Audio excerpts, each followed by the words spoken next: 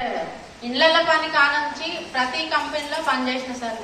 ప్రతి పని ఎక్కడ చేసినా కూడా వాళ్ళకి అవసరం ఉన్న అన్ని రోజులు ఉంచుకున్నారు, తర్వాత తీసేసిండ్రు.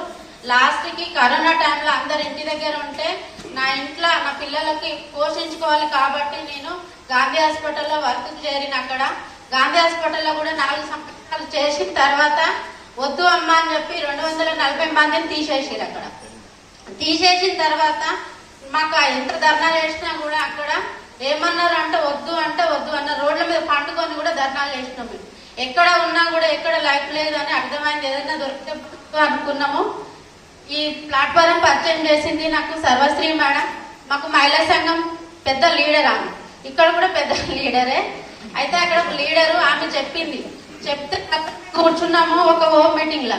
అక్కడ కూర్చొని నాకు ఏం అర్థం కాలేదు సార్. నేనైతే ఏం చదువుకోలేదు, చదువుకోకుండానే వాళ్ళు చెప్పే మాటలన్నీ వింటున్నా. మేడం కూడా నేను చేస్తానో చేయనో కూడా తెలియదు. అట్లా నేను మేడం మాటలు విని మేము మా అమ్మకి 4 ఆడపిల్లలం సార్. నేనే పెద్ద ఆమెను, కానీ అందరము మేనోళ్ళమే. మా నాన్న చనిపోయిండు, మా అమ్మని చూసుకునే వాళ్ళు ఎవరు లేరు.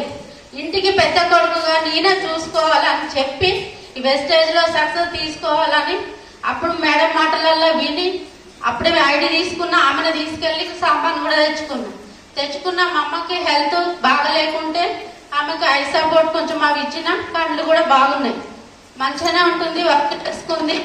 అట్లానే నేను టీం వర్క్ చేసుకుంటూ వెళ్తున్నా సార్. ఇప్పుడు నేను ఫస్ట్ ఇన్కమ్ 263 రూపాయలు, మొన్న లాస్ట్ వచ్చిన ఇన్కమ్ 29,215 రూపాయలు.